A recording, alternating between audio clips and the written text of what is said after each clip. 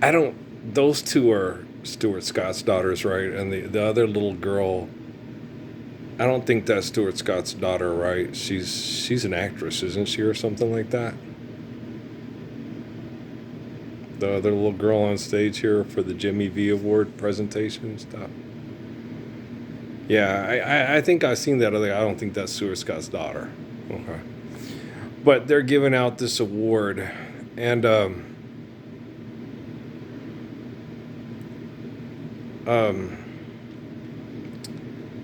basic science and medical research. We understand that that cancer comes from dying from a toxic and stressful environment. That your body can't recover from all the toxins and the stress.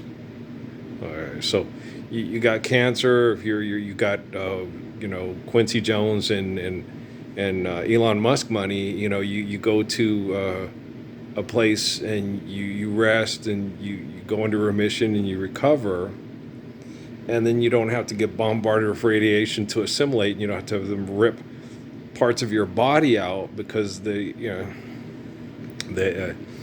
tumors start to form because your body says we're dying, it's stressful, it's not going to stop, we're going to shut down and die, right?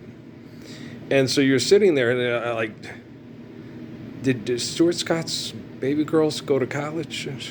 They must have majored in marketing or something. Maybe so, So you'd be sitting there watching it, but no, they had a video, okay, at the Thomas Brannigan Memorial Library, okay, where there was a female doctor back in like the 1980s, okay, that just said everything I just said about cancer, cause, research, so on, so on, so forth. Okay.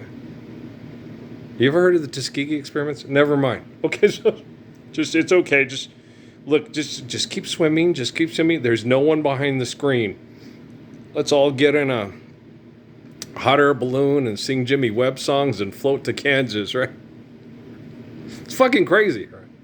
This is genocidal operations.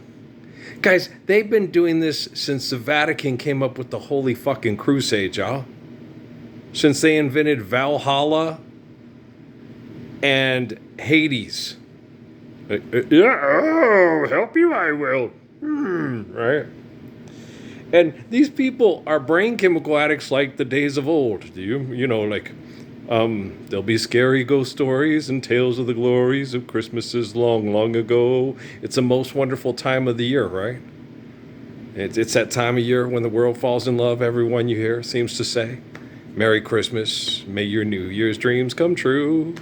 May you have lots of money and have sex with a super diva and then end up in a tabloid. That sounds horrible. It is, but they keep trying to do it. I don't know why. You'd be like, what's wrong with these people? Right. And they get all excited. They get all these awards because they put people in hospitals. These people, like a hospice. A hospice is like Nutsy taking the long walk on Lady and the Tramp, okay? But just doing it in a nicer way to make you feel like everything's beautiful, kind, caring, and humane. Okay? Do you understand? Okay. We don't, you're feeding your face, you're taking us. We don't want to pay for you to live anymore, so let's just put you out of your misery. Okay? Besides, you prayed to Jesus to die how many times, Marianne? We've been monitoring your life ever since before your kid was born. That was before 1966. Pick up sticks. Why? I don't think David Rockefeller liked my mother. Because if he liked my mother, he wouldn't have sat by and watched that happen to her. I don't think Richard Rockefeller gave a shit about my mother. He's a hospital administrator, for crying out loud, is what he was. Okay, but he had a picture on his Facebook that made him look like a Kennedy. Yeah. Yeah, lots of people can look like JFK Jr., but are they anything like Haile Selassie? Do you understand? It doesn't matter what you look like. It doesn't matter how well you dance. It doesn't matter how high you jump, how fast you run, and how much you can dunk in people's faces and then say, Daryl Griffith with Bill Willoughby, you okay? You all right? I wasn't trying to hurt you. I just didn't want you to block the shot because I had to run because I got to pay Mama's bills back home.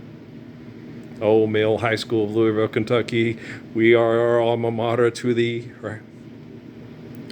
This is where I learned to be a trained consumer and was told that the Lord's Prayer was something we did after we died in the clouds. Oh, NASA, what tangled web we weave. What a bunch of assholes, right? I wasn't going to watch this. I went and watched CFL highlights. And I was like, I don't want to watch the ESPYs. Jesus.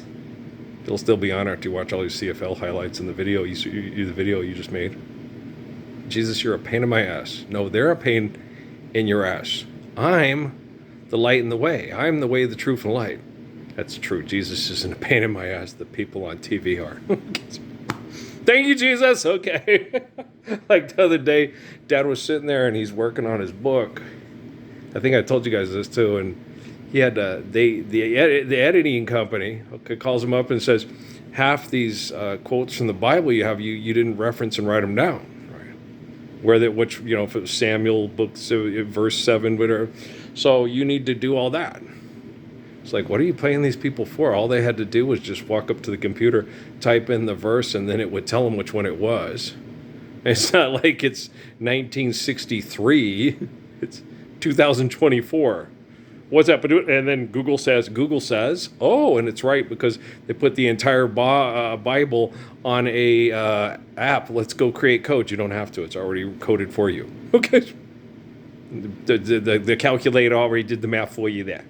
You don't have to calculate it yourself. You just push some buttons and hit the little thing and it goes bloop, right? So what do we need super science geeks before? Well, I've got a calculator now. Is it right? It's all right every time. P times X times PY squared. That one guy in the parking lot at the Thomas Brannigan, sitting under that with all their RVs and sitting under their tents, reading the Bible and saying voodoo chants to Jesus. And I got attacked by all those science geeks and all the atheists online. Came out and thought, man, I work hard to protect these poor religious people that are indoctrinated by Constantine, a genocidal operator, and King James, a pompous, arrogant jerk who wants to maintain his status quo over the people by being, God save the Queen and God save the Queen. It's like God's omniscient, omnipotent. Faith in God will save the King and the Queen from their own fucking egos. Wow! Dang. You'd think I was a genius, but it's like a 2-year-old could explain it to you. That ain't them dogs' real voices, and that's not a unicorn. Okay? And so you'd be like, what? You know? And so Jim Valvano, when he did that Never Give Up stuff, this is just propaganda for you guys to feed into the same bullshit to keep raising money to kill each other over fighting for money. So that's insane. Yeah. How many of these people in that crowd tonight on the ESPYs have degrees from colleges and are multi-millionaires, some aspiring to be multi-billionaires? And one of the main reasons that for how many years, for how many hundreds of years have we all been taught how to read through the stories in the Bible and the understandings of the chronological understanding of the Genesis, the life is eternal and grace is infinite. And then, Exodus, because these people declare themselves gods and offspring of the gods and get into mad, violent sex cult, tribal, which we have tons of evidence through anthropology and other people from people like Richard Dawkins and other people like to explain this to us in chronological order and intellectual understanding, but, And so you sit there and you be like, the whole reason we all learned to read was to understand the humble beauty and wisdom and acts of courage and kindness of King David and Jeremiah, Elijah, Esther, Ruth, Solomon, all those people in the Bible. You're like, wow, would I have been able to stand up and do that with all those crazy people coming to try to cut my nuts off or kill me, cut my relatives' nuts off, and rape my mother and my sisters and my daughters and try to fuck my seed off the planet like William Longshanks from a ridiculous Mel Gibson movie? Freedom! You know what freedom is? Understanding the eternal truth of faith and infinite glory, and then sharing that understanding with immaculate, faithful love.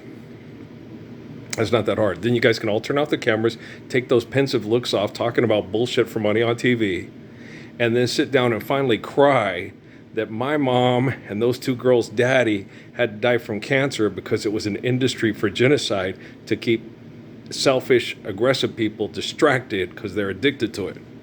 Anybody else want to cry and smile for the camera on the ESPYS? Y'all not do it in front of me, man. Do not get caught fighting for fuck money on TV post-apocalypse. And trust me, we are post-apocalypse.